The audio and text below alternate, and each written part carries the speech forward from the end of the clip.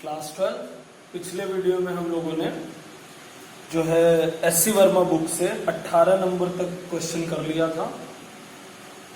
Current, electric current in conductors chapter में अब हमको जो है 19 नंबर क्वेश्चन से करना है। तो 19 नंबर क्वेश्चन में कह रहे थे internal resistance of an accumulated battery of EMF 6 volt is 10 ohm when it is fully discharge. कह रहा है कि एक एक्यूमुलेटर बैटरी है, इसका वोल्टेज 6 वोल्ट रहता है और इसका रेजिस्टेंस 10 ओम रहता है जब ये पूरी तरीके से डिस्चार्ज होता है। जैसे जैसे बैटरी चार्ज हम करते जाते हैं इसका इंटरनल रेजिस्टेंस घट के 1 ओम हो जाता है। तो कह रहा है कि जब बैटरी फुल्ली डिस्चार्ज है और उसको हम 9 वोल्ट के पोटेंशियल डिफरेंस से चार्जर से अटैच कर रहे हैं तो हमको बताना है current just after the connection and current after a long time. ठीक है, तो चलिए 6 वोल्ट की बैटरी है, 19 नंबर सवाल है। 6 वोल्ट की बैटरी है, जब फुल्ली डिस्चार्ज है तो 10 ओम रेजिस्टेंस है। अब अगर हम 6 वोल्ट की बैटरी को 9 वोल्ट के चार्जर से चार्ज करेंगे तो पोटेंशियल डिफरेंस बचेगा 3 वोल्ट और 3 वोल्ट इज इक्वल टू आई और आर 10 ओम। तो I इज इक्वल टू हो जाएगा 3/10, तो I is equal to 0.3 ampere. क्योंकि किसी भी बैटरी को अगर 6 वोल्ट की बैटरी है और उसको अगर आप चार्ज कर रहे हो तो चार्ज कैसे करोगे आप? चार्ज जिससे भी आप चार्ज करोगे, पॉजिटिव को पॉजिटिव से जोड़ोगे, निगेटिव को निगेटिव से जोड़ोगे और इसका इंटरनल रेजिस्टेंस उस वक्त 10 ओम होगा और ये 6 वोल्ट की बैटरी होगी और ये 9 वोल्ट की बैटरी होगी।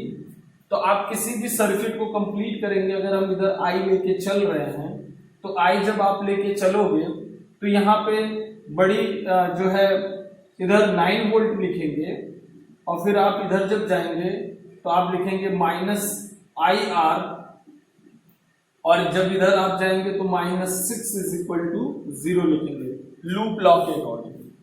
तो 9 - 6 आपका हो जाएगा 3 और इधर IR चला जाएगा तो 10I। इस तरीके से I is equal to 3/10 0.3 ampere current हो जाएगी।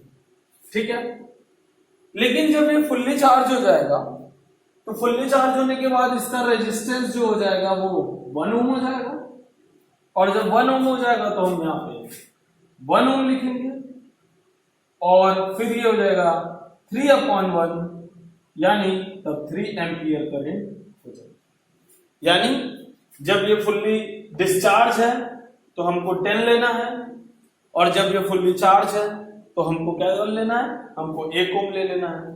इस तरीके से हमारा 19 नंबर क्वेश्चन सॉल्व हुआ। अब 20 नंबर क्वेश्चन में क्या कह रहा है?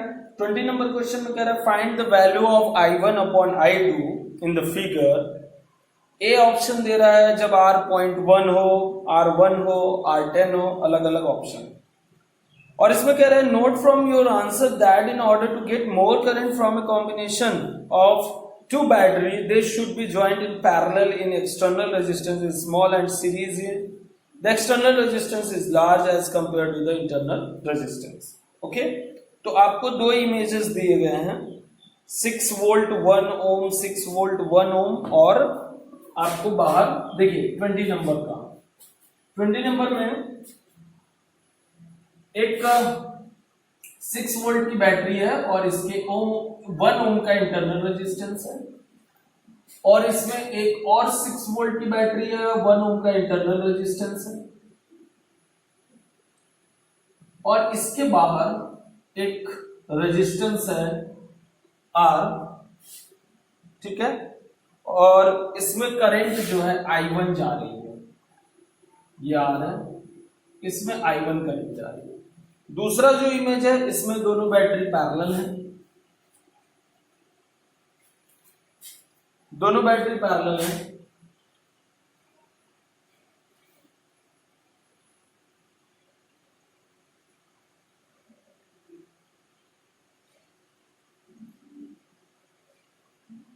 ये भी 6 वोल्ट है, ये भी 6 वोल्ट है, ये भी 1 ओम है, ये भी 1 ओम है, ये रेजिस्टेंस R है और इसमें जो है I2 करंट जा रहा है। ठीक, अब अगर हम इसको लूप लॉ से सॉल्व करें तो हम कहेंगे, इधर से जा रहे हैं, हम कहेंगे 6 minus I1R minus I1 into 1 और ये प्लस 6 और ये minus I1 into 1 is equal to 0। 6 और 6 आपका 12 हो जाएगा। लूप लॉ पिछले वीडियोस में हमने आपको कराया है, एग्जाम्पल्स में आपको कराया गया है। लूप लॉ ध्यान दीजिएगा आप। ठीक है, क्या होता है, हम माइनस से प्लस की ओर चलते हैं बैटरी में तो प्लस लिखते हैं, और करंट के डायरेक्शन में जब हम चलते हैं तो जो आपका रेजिस्टेंस है वो माइनस IR होने लगता है। ठीक है, तो यहां पे आपको ये मिल गया 12। इसके बाद देखिए ये आपका हो गया 2I1 और 2I1 plus I1R, that means I1 12/2 plus R। अब R की वैल्यू अलग अलग दी गई है, तो R की वैल्यू अलग अलग हम पुट करेंगे। क्या क्या वैल्यू दी गई है, 0.1 दी गई है, 1 दी गई है ना, 0.1 दी गई है, 1 दी गई है, और क्या दी गई है देखिए 0.1, 1 और 10। तो 0.1 रखेंगे, एक बार 1 रखेंगे और 10 रखेंगे, तो हम 1 रख के कर दे रहे हैं। तो 1 रखेंगे तो हमको मिलेगा 12/3, यहां हो गया आपका 4, तो I1 हमको मिला 4। चलिए अब ये वाला ऑप्शन करते हैं। इस वाले ऑप्शन में आप देखिए हमको जो है बैटरी मिल रही है और करंट जो भी है गिवन है, ध्यान दीजिएगा। तो हम लूप लॉ के अकॉर्डिंग मानेंगे कि मान लीजिए इस बैटरी से I करंट चला, जब ये I करंट यहां पहुंचा तो इधर चला गया I2, तो I में से I2 इधर चला गया तो बचा क्या, I माइनस I2, वो I माइनस I2 इधर आ गया। अब ये I2 यहां पहुंचा और ये I माइनस I2 यहां पहुंचा, फिर दोनों मिल गया, फिर I करंट जो है वापस यहां। लूप लॉ में हमको ये ध्यान देना जरूरी है कि हम जिस बैटरी से जितना करंट शुरू करेंगे, तो जब ये पॉजिटिव से निगेटिव जाएगा तो हम लिखेंगे एक लूप शुरू करेंगे। यहां से हम शुरू करते हैं, ऐसे चलेंगे तो यहाँ पे करंट इधर जा रहा है, पॉजिटिव से निगेटिव जा रहा है तो -6, और जब इसमें हम करंट के डायरेक्शन में चलते तो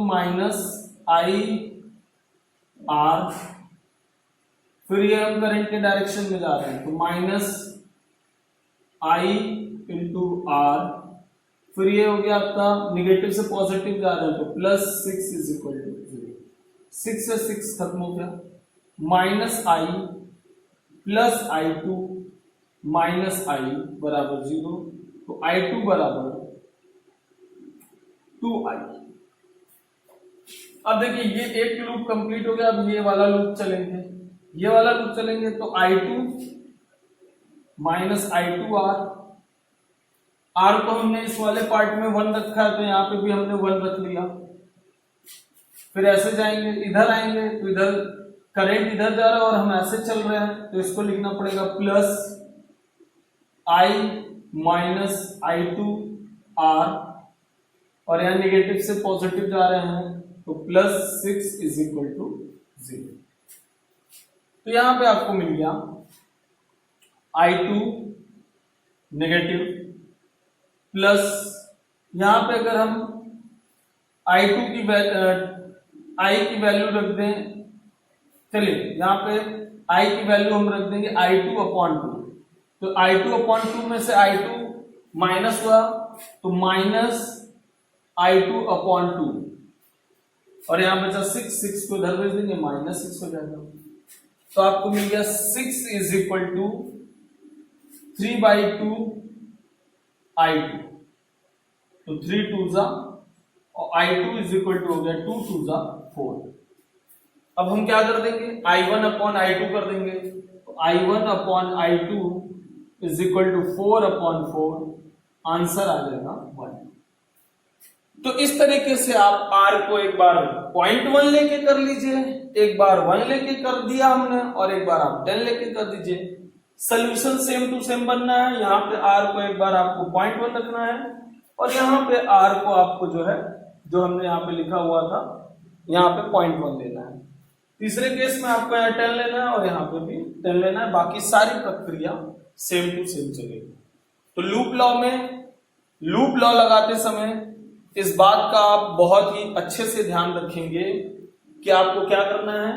आपको इस बात का बड़े अच्छे से ख्याल रखना है कि हम एक पॉइंट से शुरू होंगे, पूरा राउंड चल के उसी पॉइंट पे आएंगे और इज इक्वल टू 0 लिख देंगे। उस पॉइंट से अगर हम करंट के डायरेक्शन में चलते जाएंगे तो जहां जहां हमको रेजिस्टेंस मिलेगा हम -IR लिखते जाएंगे, और करंट के अपोजिट डायरेक्शन में आएंगे तो +IR लिखते जाएंगे, और बैटरी के पॉजिटिव एंड से नेगेटिव एंड पे जाएंगे तो नेगेटिव लिखेंगे, और बैटरी के नेगेटिव एंड से पॉजिटिव पे जाएंगे तो प्लस लिखेंगे। तो इस तरीके से लूप लॉ में इन चीजों का आप ख्याल करेंगे। तो ये रहा आपका क्वेश्चन नंबर 20। क्वेश्चन नंबर 21 में देखिए क्या कह रहा है। क्वेश्चन नंबर 21 में कह रहा है कि n is equal to n1 into n2 identical cell each having EMF E, internal resistance R. Suppose n1 cell are joined in series, form a line, and n2 lines such is connected in parallel. Combination derive the current in the external resistance R. Find the current in the external resistance. Assuming that n1 and n2 can be continuously varied, find the relation between n1, n2 and R, and small r for which the current is R maximum. चलिए, बोल रहा है कि n is equal to n1 into n2 है,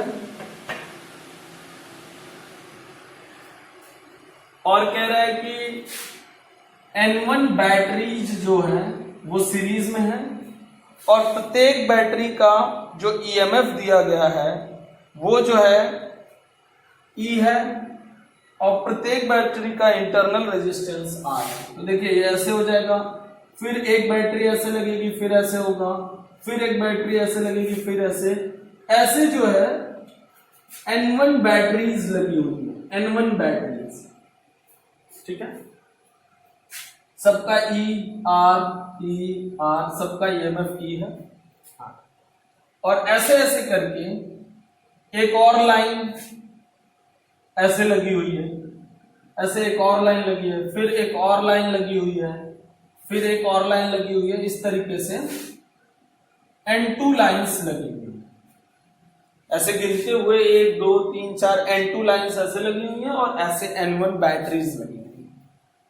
तो अगर मैं देखूं इन N1 बैटरीज को, तो अब देखिए अगर ये जो N1 बैटरीज हैं, इन सभी बैटरीज के बदले अगर हम एक बैटरी लगाएं और एक रेजिस्टेंस लगाएं, तो N1 बैटरीज को अगर हमने सीरीज में जोड़ा है, तो जैसे अगर हम 6 वोल्ट जोड़ते हैं, 6 वोल्ट का 6 वोल्ट का 2 जोड़ते 12 होता, 3 जोड़ते 18 होता, N जोड़ते तो 6N होता, तो EMF E है तो NE हो जाएगा, N1E। यानी अगर हम इसकी जगह एक बैटरी लगाएं तो एक बैटरी हो जाएगा EMF N1E, और रेजिस्टेंस हो जाएगा N1R, ठीक।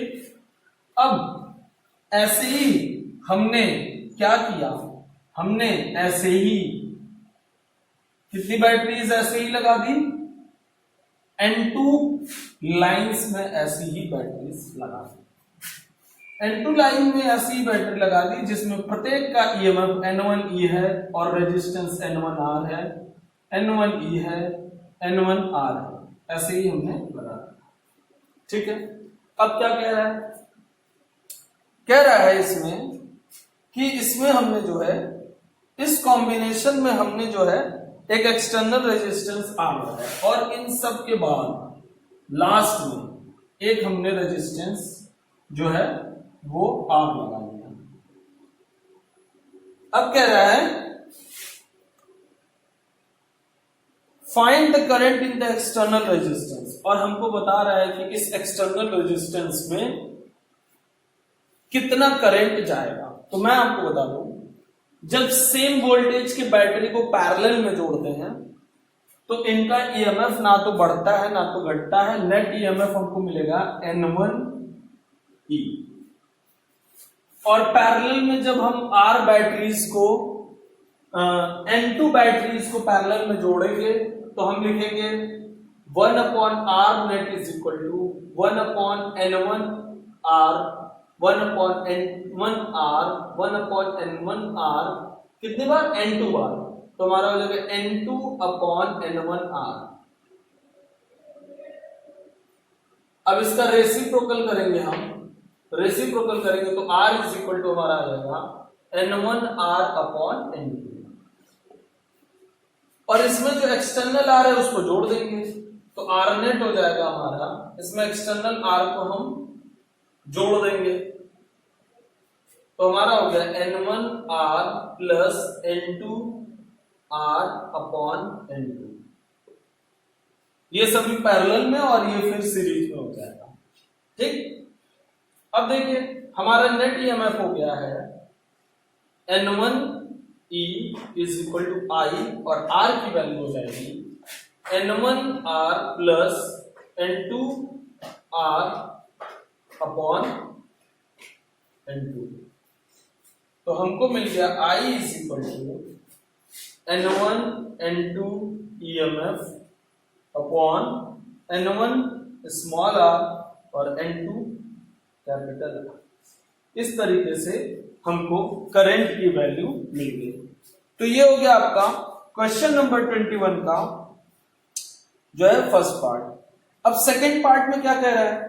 Assuming that N1 and N2 can be continuously varied, कह रहा है N1 N2 वैरी कर रहा है तो हमको N1 N2 और R कैपिटल R और स्मॉल r में हमको ऐसा रिलेशन बताना है कि करंट जो है R मैक्सिमम हो जाए।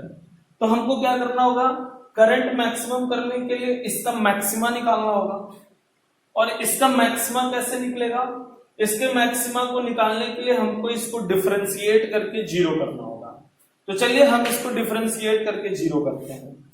डिफरेंशिएट करके जीरो करने के लिए ध्यान दीजिए, डिफरेंशिएट करके इसको जीरो करने के लिए सबसे पहले इसमें जो दो वेरिएबल है उसमें एक वेरिएबल में कन्वर्ट करना होगा। तो देखिए यहां पे हम लिखेंगे N1 और N2 की जगह हम लिख देंगे N/N1, या फिर सीधे आप देखिए N2 N1 की जगह कैपिटल N लिख दीजिए, EMF E हो गया और नीचे हो गया N1R प्लस N2R। इसको डिफरेंशिएट करेंगे, यहां N2 की जगह हम लिख देंगे N/N1। ठीक है, ये हो गया N/N। अब इसको डिफरेंशिएट करेंगे। डिफरेंशिएट करने के लिए देखिए ये तो आपका कांस्टेंट है, ये जो है N1R plus N/N1 capital R, इसको हम बोल सकते हैं ये -1 है पावर।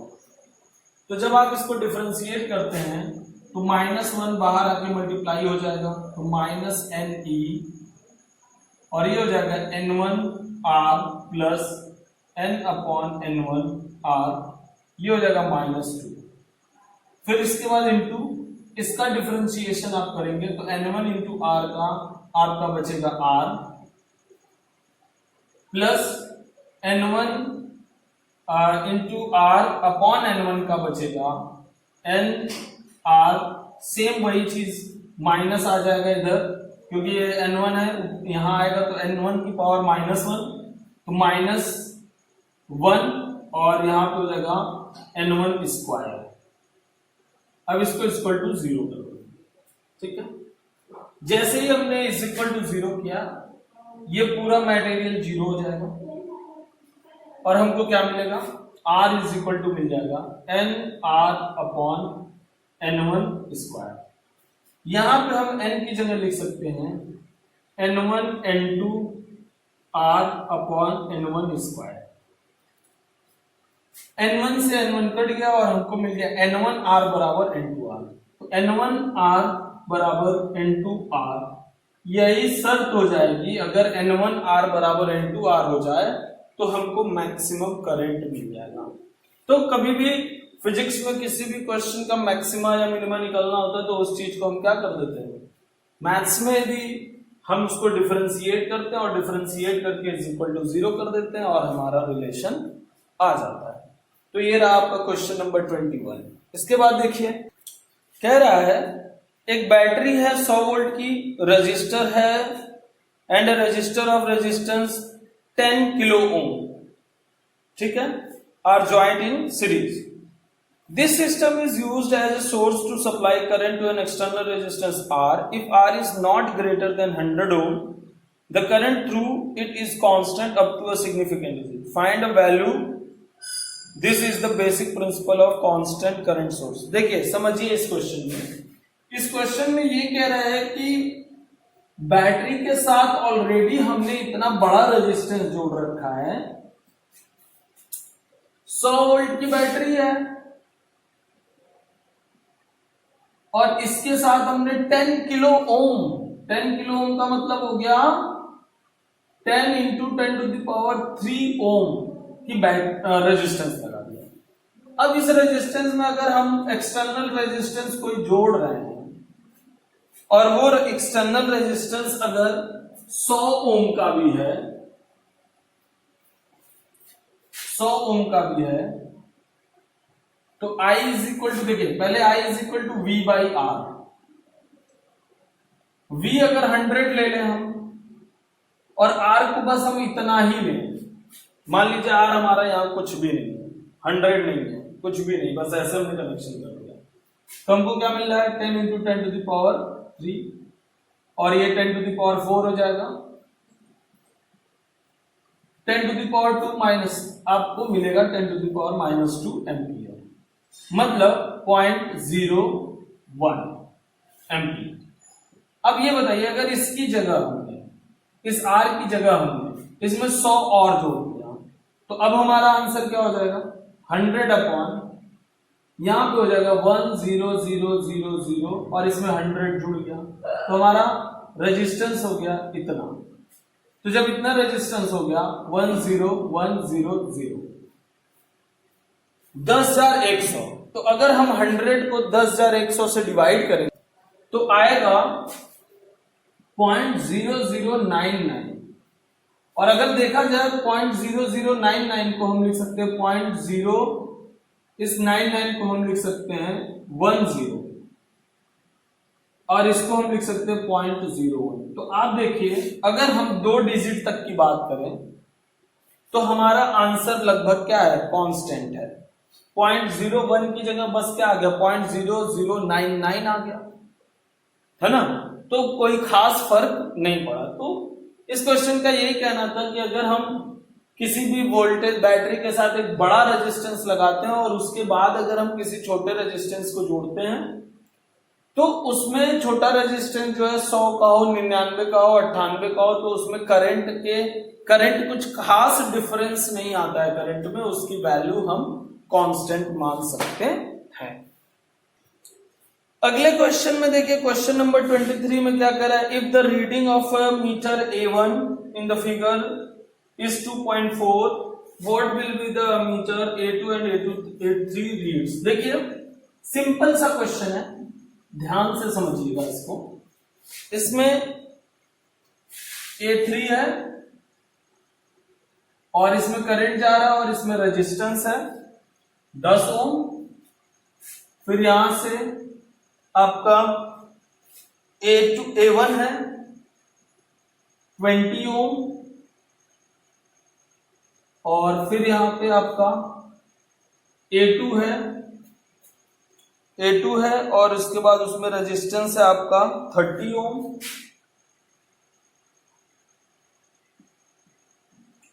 तो कह रहे इसमें जो